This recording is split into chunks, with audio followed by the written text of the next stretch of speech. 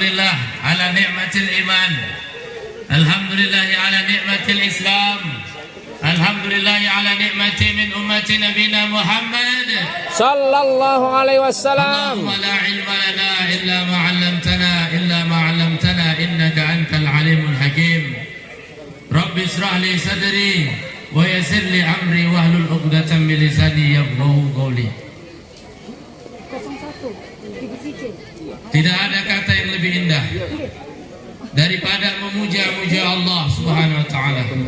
Daripada memuji-muji Allah Subhanahu wa taala yang senantiasa memberikan kita nikmat, memberikan kita rahmat. Malaikat mampu menghitung pasir-pasir yang ada di muka bumi ini. Malaikat mampu menghitung rintikan-rintikan hujan yang ada di muka bumi ini. Tetapi malaikat tidak mampu menghitung nikmat Allah Subhanahu wa taala.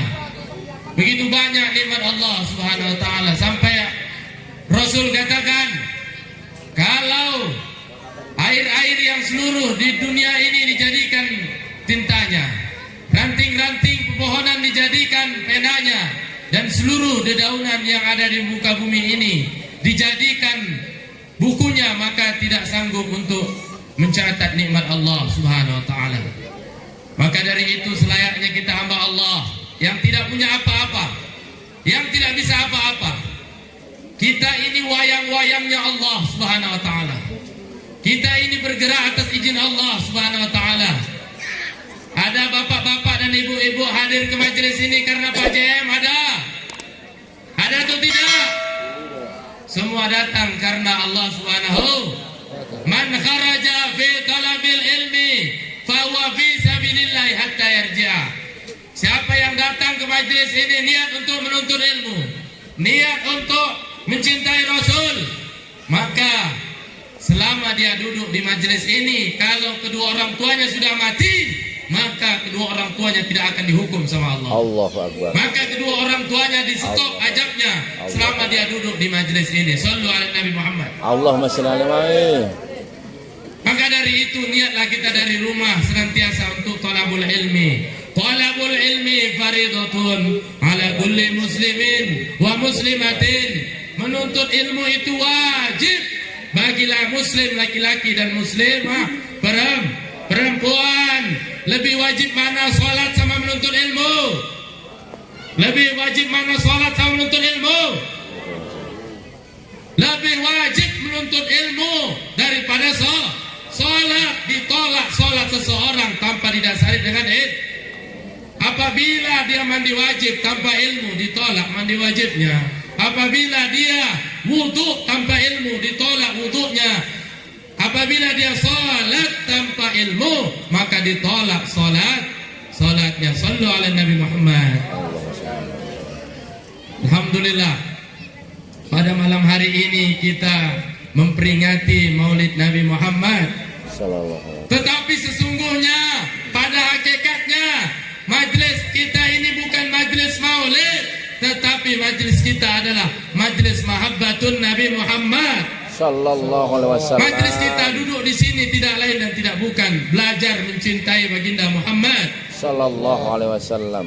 Diharamkan surga bagi seluruh para nabi sebelum nabi kita Nabi Muhammad memasuki surga tersebut. Maka dari itu berbahagialah kita. Diharamkan umat-umat dari umatnya Nabi Adam sampai umatnya Nabi Isa masuk ke dalam surga sebelum kita, Bu. Sebelum kita hadirin bapak semuanya di sini, sampai misalnya ada yang hamil, sampai ibu-ibu yang hamil lahir anak tersebut masuk ke surganya Allah, baru umat-umat terdahulu boleh masuk surga. Sallu ala Nabi Muhammad. Allahumma shalli ala Muhammad. Maka dari itu berbahagialah kita menjadi umatnya baginda Muhammad sallallahu alaihi wasallam. Berbahagialah kita menjadi umat Islam yang Al-Fakir muliakan dan hormati. Bapak JM kita dan Bapak PHB ini subhanallah luar biasa. Jarang kita jumpai seperti ini. Mudah-mudahan Bapak kita ini disehatkan oleh Allah. Amin.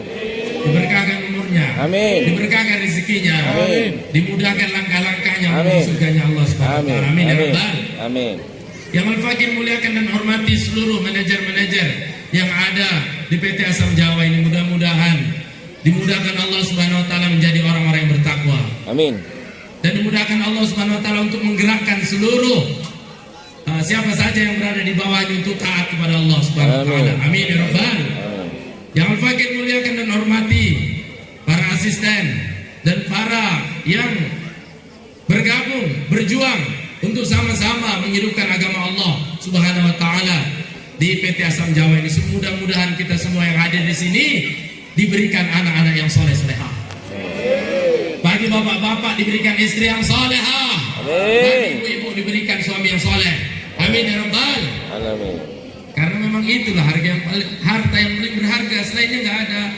Ketika bapak ya kan mulai nang kampung ya kan mudik, begitu sampai nang kampung yang ditanya apa? Nggak pada ditanya wis piro mobilmu, wis luas ya kan, wis seombo apa ladangmu, nggak pada ditanya. Paling ditanya kepiye keadaanmu. Yang ditanya kesehat, betapa mahalnya kesehatan. Maka dari situ ada salah satu dokter meneliti bahwasanya senyum itu ya kan memudahkan seseorang untuk kentut. Nah, jadi siapa yang banyak senyum banyak kan kentut. Jangan sepele sama nikmat kentut. Gara-gara seseorang tidak bisa kentut, maka dia harus membayar 100.000 sampai 300.000 untuk suntik. Untuk supaya kan sallu ala Nabi Muhammad. Sampai kata Rasulullah, tabassamuka li akhika laka sadaqah. Senyummu untuk saudaramu itu sedekah, maka senyum-senyum. Ya, sering-sering senyum, tapi jangan sama tiang senyum, sama tembok senyum, sama mobil senyum, jangan. Ya kan, bagi ibu-ibu jangan sama suami merengut, sama suami orang senyum. Ini sangat-sangat berbahaya. Senyumlah kepada siapa saja, karena Allah Subhanahu wa ta'ala sallu ala Nabi Muhammad. Allahumma shalli.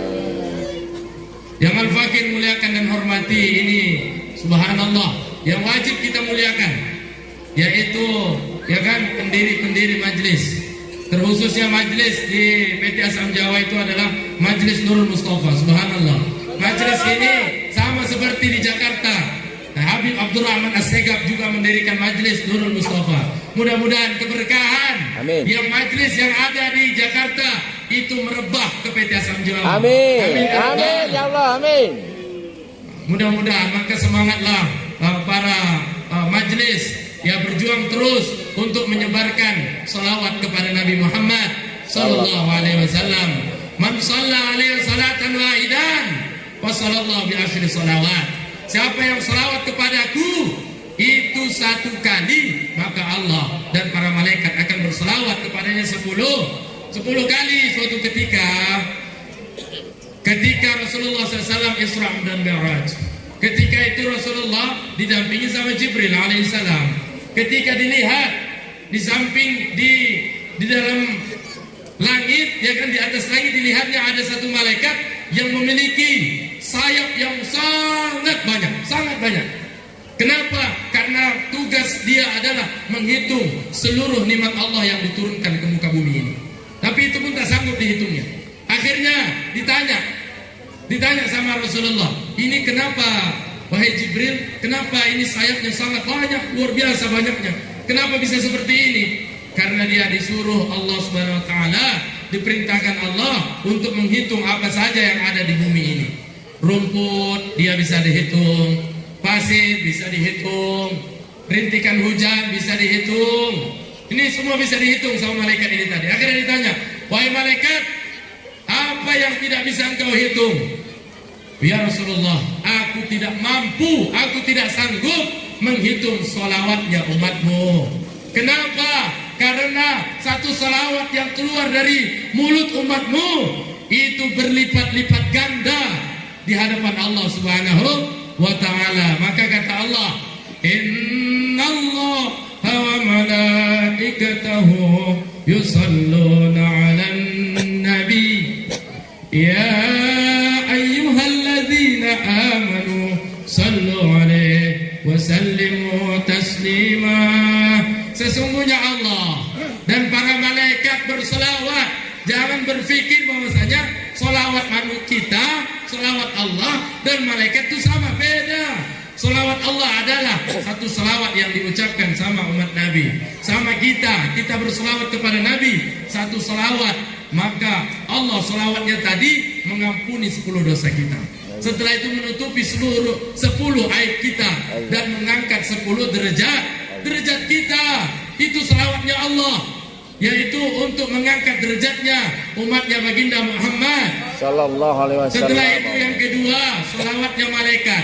Selawat malaikat adalah setiap selawat umat Rasulullah, satu selawat, maka satu malaikat mendoakan 70 rahmat bagi orang yang berselawat kepada Nabi Muhammad. Sallallahu alaihi Nabi Muhammad. Rasul katakan, "Allimu auladakum." Ajarilah anak-anak kalian salah satu hiswalen, 3 nasihat. Apa itu? Al-awwal, yang pertama adalah mencintai Nabi. Jadi kita diarahkan sama Rasul agar senantiasa mengajak anak-anak kita, mengajak saudara kita untuk senantiasa cinta kepada baginda Muhammad sallallahu alaihi Nabi Muhammad. Betapa berbahagianya orang yang cinta sama Rasul. Tidak ada duanya. Tidak ada duanya. Ketika itu kebiasaan orang-orang Libanon, ini luar biasa. Kebiasaan orang-orang Libanon setiap masuk bulan Rabiul Awal. Apa kebiasaan orang itu? Yaitu mengeluarkan senjata mereka menembakkan ke langit. Sama-sama keluar dari rumah mereka sambil membaca Tala'al Badru alaina min saniyatil wa'da wajaba syukru alaina mada'an lillahi da. Sallallahu alaihi Muhammad. Bisa tidak dibayangkan satu perusahaan ini keluar dari rumahnya membawa tembak semua, menembakkan ke langit sambil baca dua tembak terus karena senangnya kepada baginda Muhammad. Tiba-tiba salah satu dari mereka itu turun karena tangannya nggak kuat, turun akhirnya menembak salah satu putri daripada putri Nasrani, tertembak kepalanya. Ketika tertembak kepalanya akhirnya mengeluarkan darah, jatuh daripada berdiri. Akhirnya sang ibu melihat peristiwa itu, memanggil ambulan untuk mengangkat ke rumah sakit. Ketika diangkat ke rumah sakit, akhirnya ketika sampai rumah sakit ditangani sama dokter. Dokter pertama, dokter kedua, 3 dokter tak sanggup menanganinya.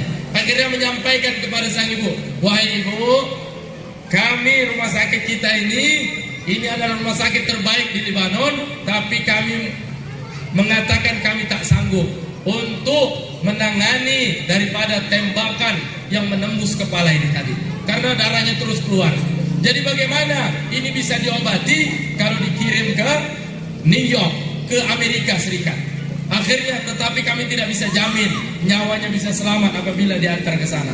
Akhirnya sang dokter masuk lagi ke dalam, ya kan, menanganinya tadi, putri Nasrani tadi akhirnya keluar. "Wahai ibu, kami angkat tangan, kami tak sanggup karena kami lihat mungkin sudah dekat daripada ajal. Kami berharap ibu untuk melihatnya." Ketika dia mendengar, sang ibu ini mendengar ajal, akhirnya sang ibu katakan, "Ya Muhammad," kata ibu ini tadi, "Ya Muhammad, ini lihatlah kelakuan umatmu. Gara-gara mereka senang atas kelahiranmu, anakku jadi korbannya." Tanpa sadar, ibu ini menghardik baginda Muhammad. Nabi kita dihardik sama ibu ini gara-gara umatnya yang merayakan dengan tembakan. Akhirnya apa? Akhirnya sang ibu masuk ke dalam. Ketika masuk ke dalam, tanpa disadari, sang anak tadi sudah duduk di kursi. Sang anak tadi duduk di kursi, katakan, "Wahai mama, tutup pintu, jangan kasih dia lari. Tutup jendela, jangan kasih dia pergi dari tempat ini." Akhirnya ditutup pintu semua. Sang ibu pun bingung, siapa yang lari, siapa yang pergi. Akhirnya dijumpai, "Wahai anakku," dipeluknya, "Wahai anakku, ceritakan apa sebenarnya yang terjadi. Tak sedikit pun darah di keningmu yang kulihat. dan tak sedikit pun darah yang kulihat di atas daripada tempat tidur ini tadi. Akhirnya sang anak tadi, wahai ibu, ketika sang dokter keluar, maka tiba-tiba Rasulullah datang. Kata Rasulullah, lakal hidayah, bagimu hidayah dari Allah. Akhirnya Rasulullah meletakkan tangannya di keningku, seketika darah hilang, seketika sakit tak lagi kurasakan.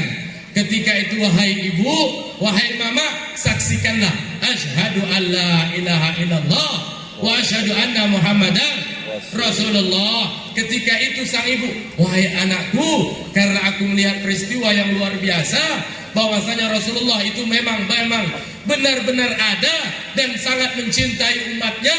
Saksikanlah wahai anakku, asyhadu alla ilaha illallah wa asyhadu anna muhammadan Rasulullah. Begitu juga 3 dokter tadi masuk. Begitu dilihatnya, mana darahnya? Akhirnya sang anak, sang putri Nasrani menceritakan sekisah ini semua. Akhirnya sang 3 dokter tadi juga mengucapkan asyhadu alla ilaha illallah wa asyhadu anna muhammadar Rasulullah pada kejadian ketika orang-orang Libanon merayakan Maulid Nabi, satu rumah sakit masuk Islam. Shallu ala Nabi Muhammad. Seperti itulah bagi orang-orang yang cinta Maulid, yang cinta akan kekasih Allah Subhanahu wa taala.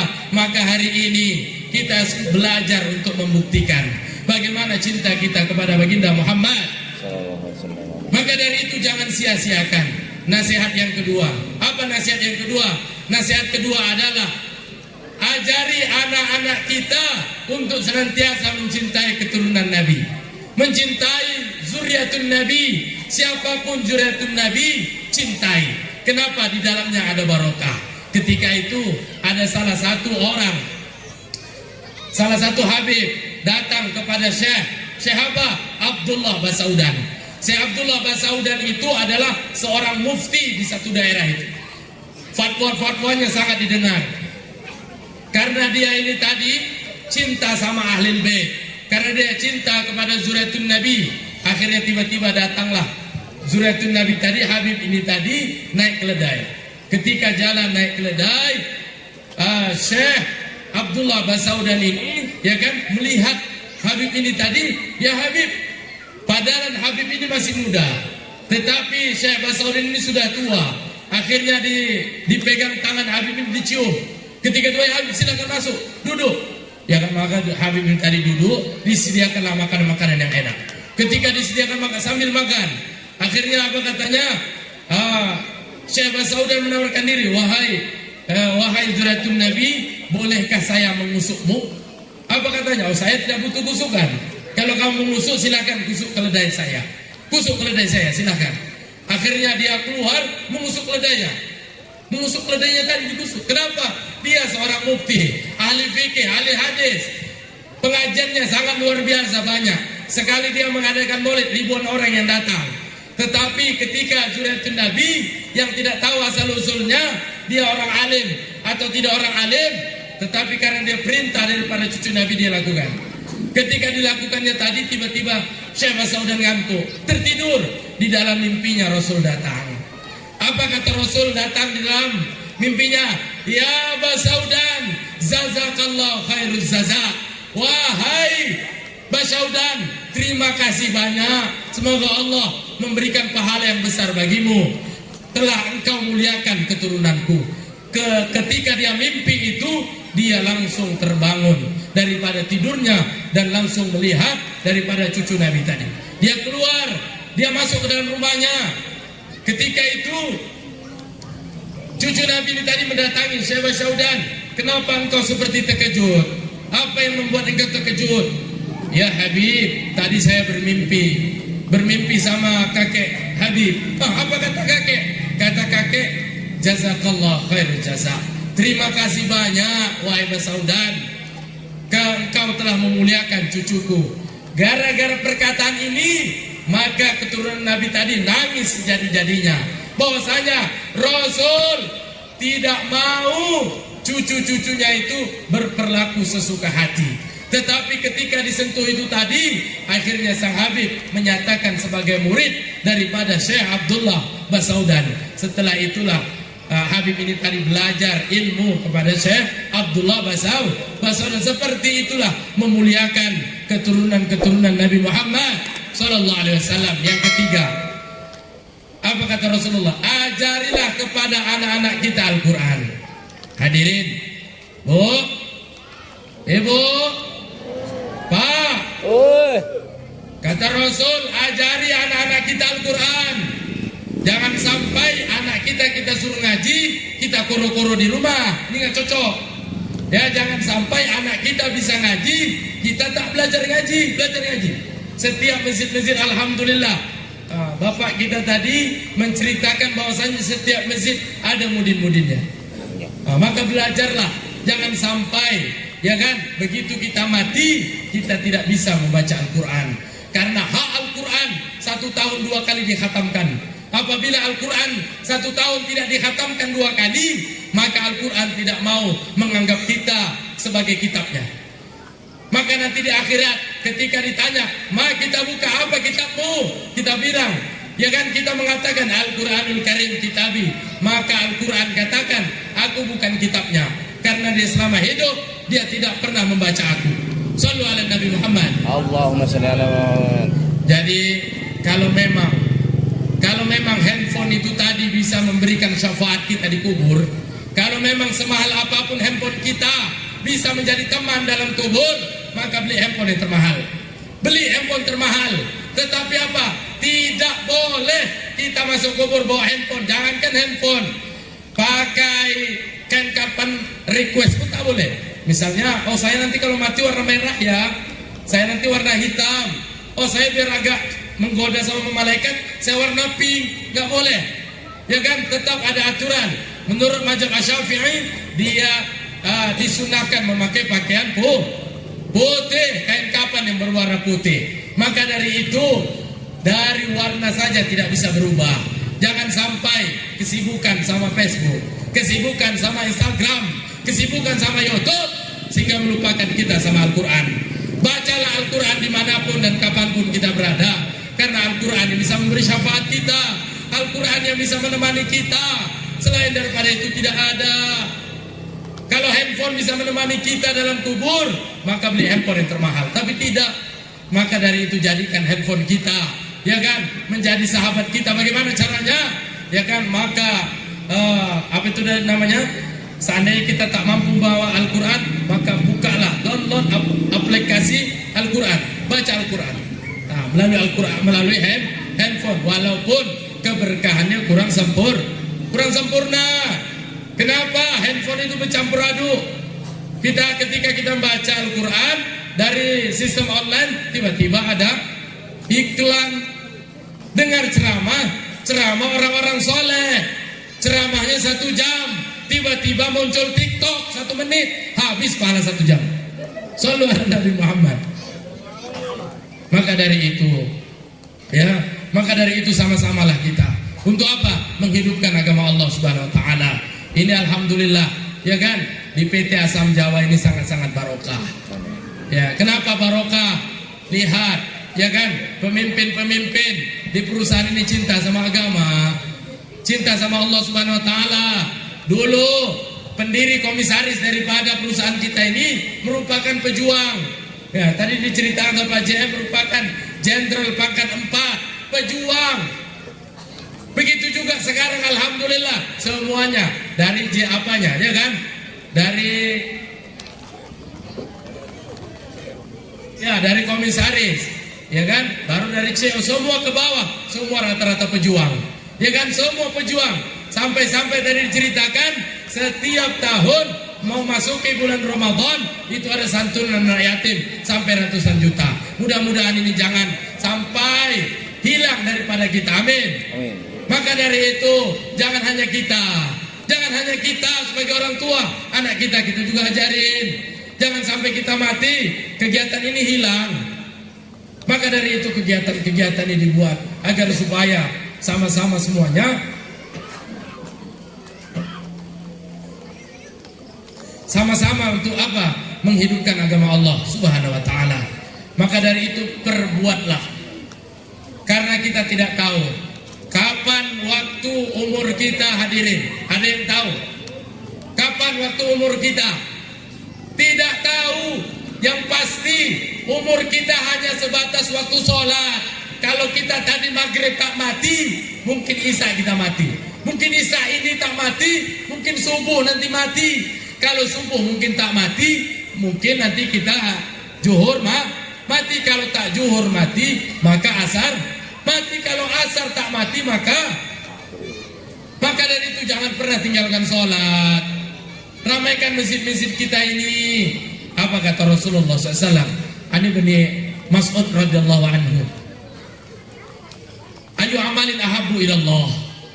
Kata Ibnu Mas'ud sama Rasulullah, ya Rasulullah, amalan apa yang paling dicintai sama Allah? Ketika itu apa kata Rasulullah? Amalan yang paling dicintai Allah adalah as-salatu ala waqtiha. Salatlah pada waktunya. Kita lihat, ya kan? Kita lihat hari ini. Kita lihat hari ini, Pak. Dulu, beberapa tahun dulu, ya kan? Bapak Jenderal Bintang 4 itu nyata. Tapi sekarang Bapak Jenderal itu tinggal cerita. Dulu Soekarno, ya kan? Itu bapaknya proklamasi. Dulu itunya nyata, sekarang tinggal cerita. Dulu Soeharto bapak pembangunan, itunya nyata. Sekarang tinggal cerita. Dulu Bapak B.J. Habibie pernah buat pesawat, kuliah di Jerman, pernah juga jadi presiden kurang lebih setengah tahun. Itu dulu dulunya. Sekarang tinggal hari ini. Hari ini nyata bagi kita. Tetapi sebentar lagi, hari ini kita duduk di majelis ini nyata. Alam kubur cerita. Nungkar dan Nangkir itu cerita. Sujaul Akro itu cerita. Gelapnya ajab kubur, gelapnya alam kubur itu cerita. Sebentar lagi nyata. Yang nyata jadi cerita, yang cerita tinggal itunya nyata. Hari ini nanti tinggal cerita, alam kubur sebentar lagi nyata. Malaikat nungkar nangkir itu nyata. Semua keadaan akhirat itu akan nyata. Maka dari itu jangan sampai, Pak, jangan sampai hadirin, 70-80 tahun kita hidup, persiapan luar biasa. Saya 70-80 tahun harus punya rumah, harus punya mobil, harus punya lahan yang luas, tapi lupa mati abadan abada, selama-lamanya. Tidak ada waktu, tapi tidak ada persiapan. Jangan sampai hidup yang sementara persiapannya luar biasa, mati selama-lamanya tidak punya persiapan.